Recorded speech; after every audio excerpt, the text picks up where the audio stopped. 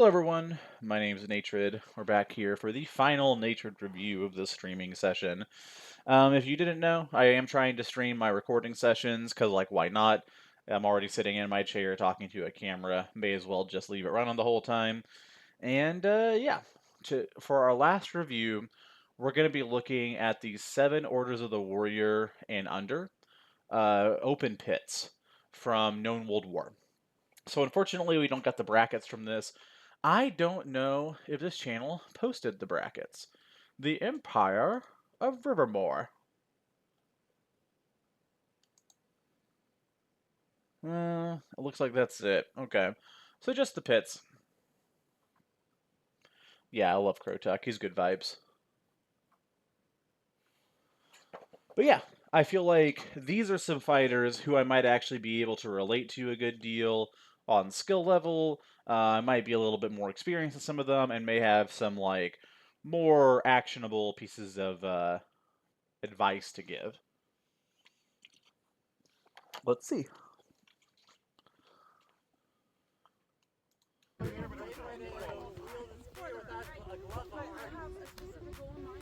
we gonna have techno music the whole time?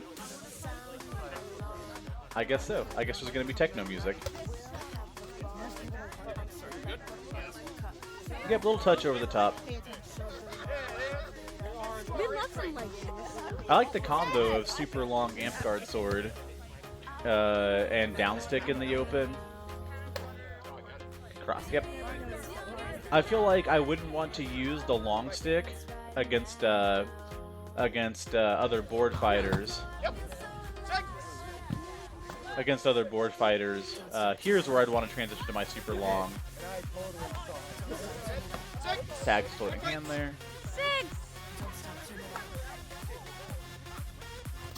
Good, nicely done. Yeah, way to dig in.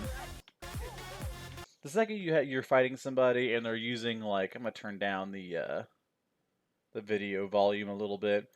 Second you're fighting somebody and they have this long of a lever in their hand, you really want to like find a way to crush in on it.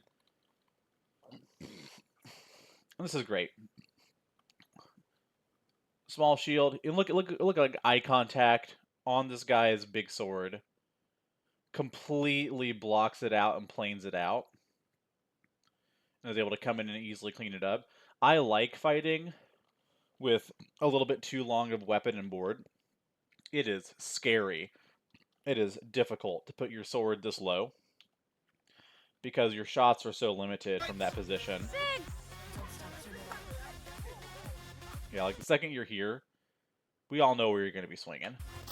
Good, nicely done. Pick the little tap on the body.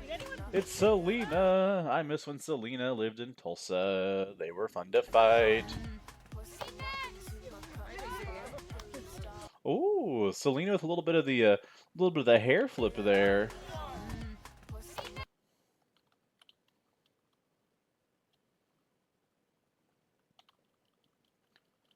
So we get to land this little rising chop, actually not even like a rising chop, little rising flip over wrap. A reverse wrap that ends up at full extension. Quite the nice little technical shot. Into the block. Into air. And Selena's who just like, wait, what the fuck?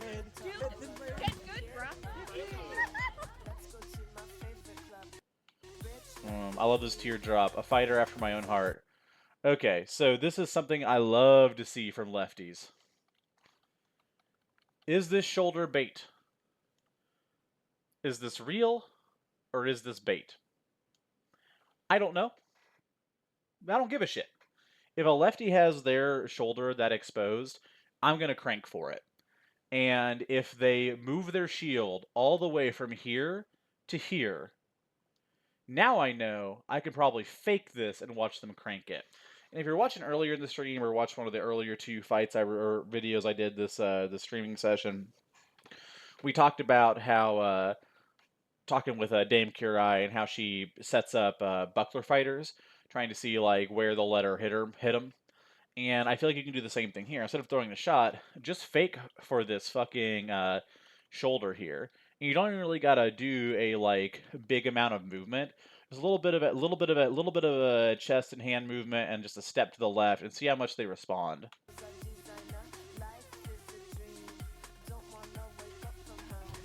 It was very close. I went for this high cross, but it was not set up at all. Yeah, so now it's like, okay. Especially at this point, if I had a round 2 against this guy, now I know, like, okay, you will move your shield to block that shot. Now I can probably fake it. Only 3? Nanashi and Gigas.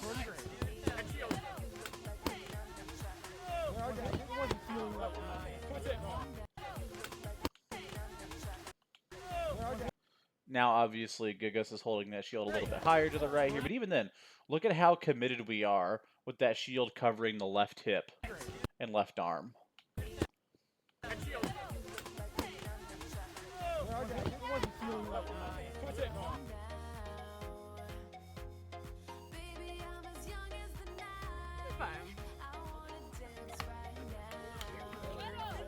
I love this shot.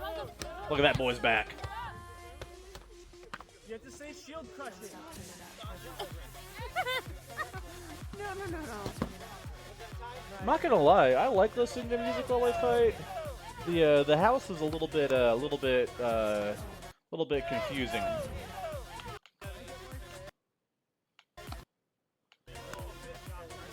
Oh, I thought that was just hit 5. Maybe not. That's always a hard matchup for the Flow Fighter. Picked it up though. Oh, if they win.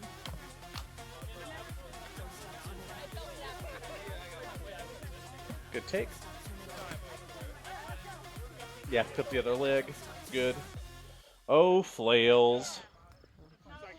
Oh, flails.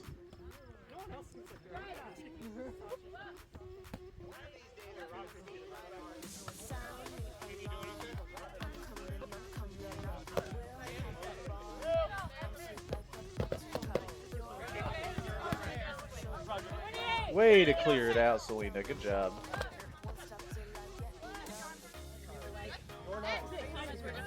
Okay, so a little bit of ambiguity there. Let's break it down a little bit. So they might have clipped elbow for the shield, and then contact with the inside forearm on the left here. Okay, reset with Selena at both arms. Got it. Pick the leg.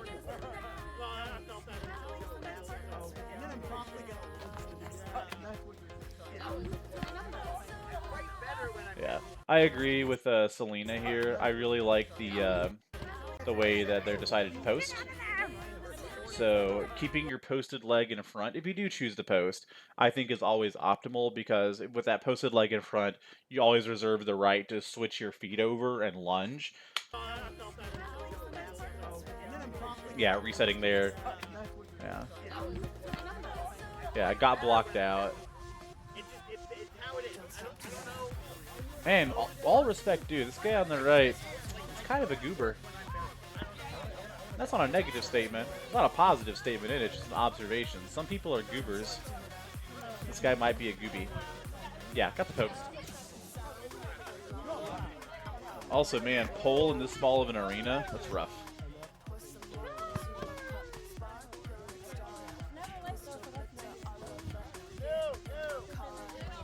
Yep, good.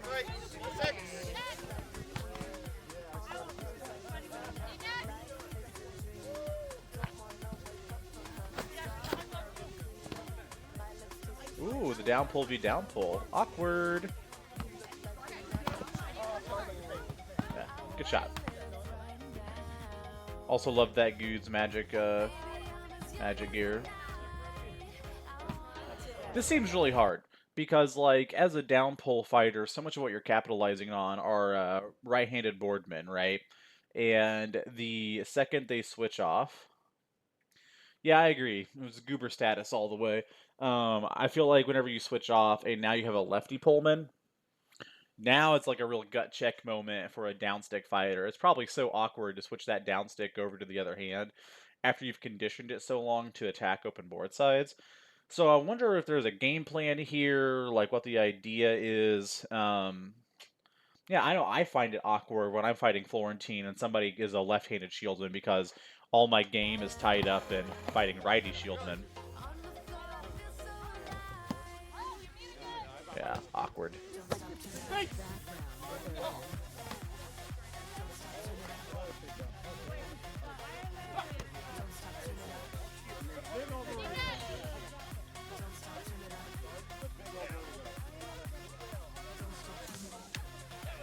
There you go. All right, goober status. Got the classical defensive guard here. Yep. It's also just hard fighting with a pole in that small of a enclosure. There it is. There it is. Absolutely love it all day. That is my fucking bread and butter right there. Yeah. And like he tries to bring the shield up to block it. And there's just no chance.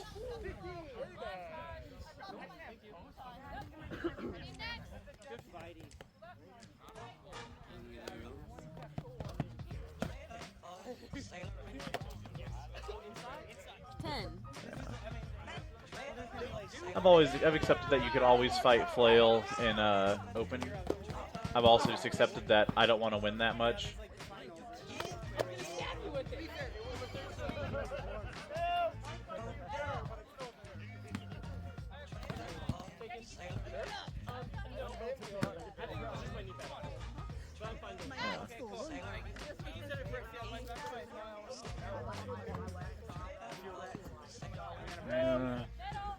I don't really want to be a flail fighter. I'd like to be a sword fighter, thank you.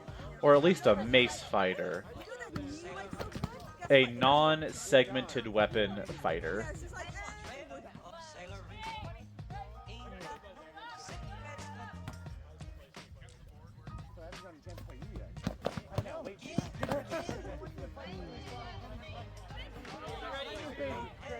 Looks like 2 dead.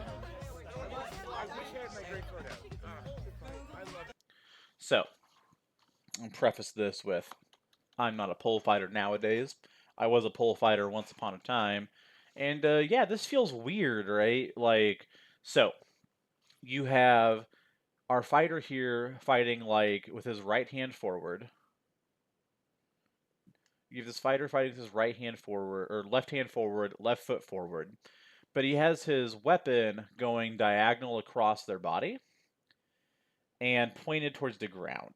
And so what we've done here is created a big blocking surface and a ranging tool to keep them at range. But you're so limited from this stance here on how you can throw your shots. And what the natural thing is going to do, what your body's going to want to do, is throw towards the side your chest is facing. And the side this fellow's chest is facing is the board side for our other fighter here. This is a big reason why I'm a big fan of the reverse foregrip, fighting with that right hand forward and reversed going the other way. There's a great Fool's Guard video about pole fighting somewhere on YouTube. Go find it. I might pull it up here in a second after we get done with the recording session, but this just seems like you're limiting your own options a whole lot. Dagger on a big stick is the way. I don't know what that means. Unless you mean they should have a backup, in which case I 100% agree with you. It is open after all. I got lucky! No, I'm dead! You didn't get lucky. No, I'm thought I had it. Out! For real!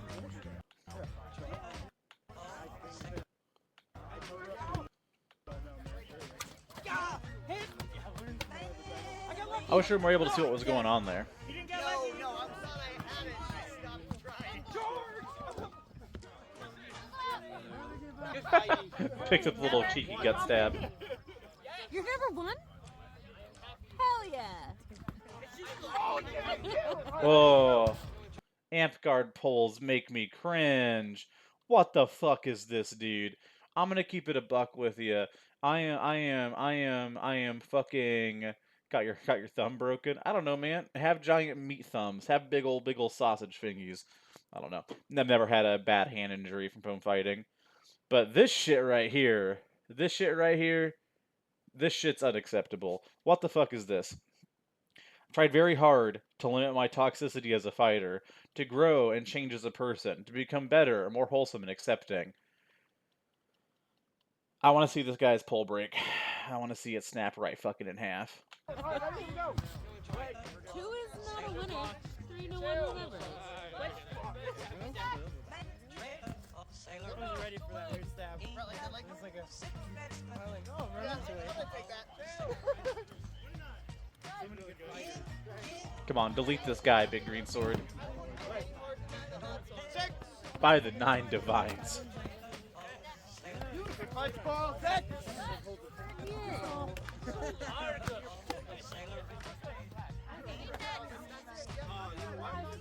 Speed stick on a stick. The best part is that the chat's really desynced, so I don't know if we're talking about flails or what. One thing I do like about the DAG rule set is, like, at least reds are always reds. So if you leg somebody, and I would not advise this in this small of an arena, if you're fighting punch and pie, if you have a min red and a board and you leg somebody, the rule set will always allow you to drop that board and just red the fuck out of their shield. Hard to do in this small of an arena. Easy to get knee walked down, especially if you're a big old chungus like me. Yep.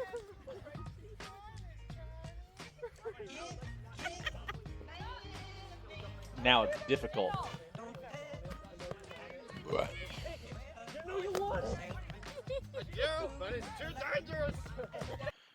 I almost want to start saying, like, do you just stop, drop, and roll for the back leg? Yeah, no, it's actually legit. Well, it's actually legit. Because look at that little hop forward. Look how much we pushed into a corner here. Bite your ankles.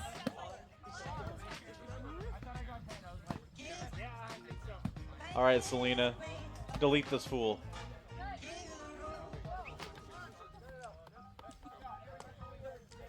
Oh, speed stick on a stick. I got you. Yeah. 2 minutes 40 seconds.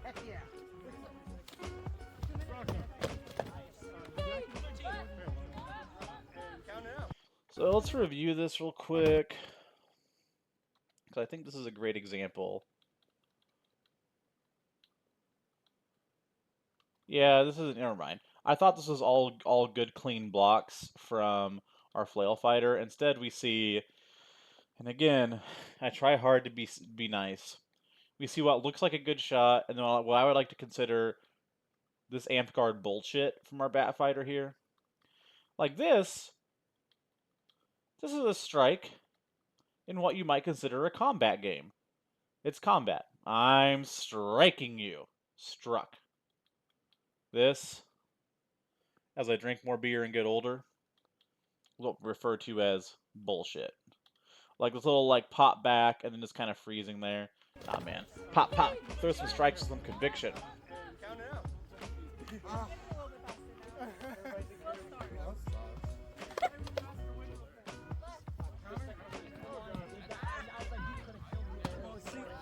Okay, both dead. You were ready after we touched because I'm never going to rush.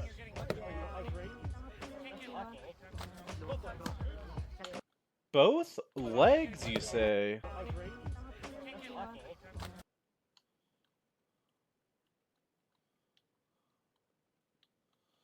You know, I was going to call bullshit, but if you look, looks like we might get a good flick on this front leg here. And then nice flexion on the pole on the back leg. Yep, might be a good 2 solid shots there.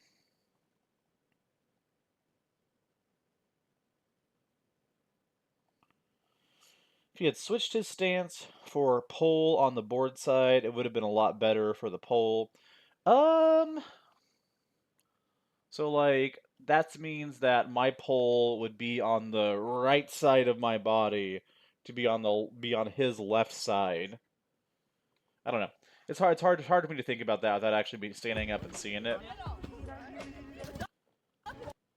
This is a bit like better, I feel like, from general pole positioning. I just went a little bit too ham. Too ham on a biscuit there. But even here, let's get through to the next fight. Like, even here, it feels like you're really limiting yourself, right? You're costing yourself range because you're having to come across your body with where your pole's positioned. You're costing yourself some shot selection, where I feel like if we switched, if we took this right foot, put it forward, put the sword or put the blade end on the other side here, now all of a sudden we have a clean arc of shots on this side. Moddies are legit. Also, love you, Skeeth. Very long time no see. I hope SCA is going great for you.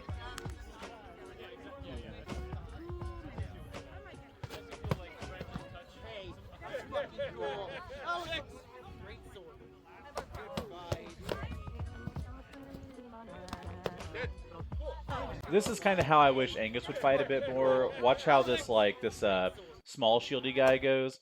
Look at how this footwork. It's closing all the way in, but it doesn't feel sloppy. It feels pretty tight all the way through. Trade? Yeah.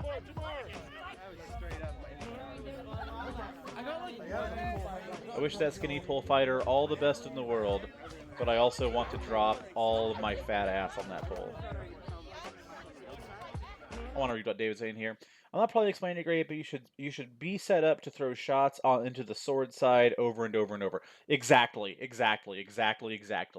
And if your blade is coming across your body, then I feel like you can throw shots at that sword side, but you can't really threaten them. And then as that shieldman crushes you, you get that blade more and more trapped against past your body. Whereas if I'm turned this way, and attacking that sword side all the way through, I'm able to continue attacking. You can do it front grip if you want to. You can do it reverse grip, but that whole way in, you're able to attack that open side of the shield.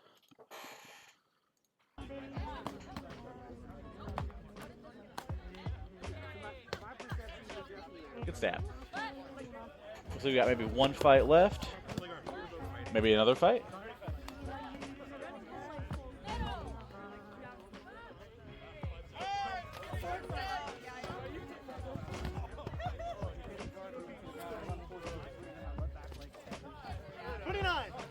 Yeah. Again, big overcommitment. This is a lot of commitment to the guard. So much commitment that, yeah, you can kind of just pick your stabs from range. You can't just stand there and poke away. You can't just stand there and block away. You got to threaten your opponent. Half of what makes a good defense good is the fact that your opponent is staying under threat, and so therefore has to be a little bit more respectful of what's going on. But yeah, that was kind of a fun one to watch through. I kind of wish there wasn't any music to go along with it, but it is what it is. I'm going to go ahead and chop off this review here, keep the stream rolling a little bit.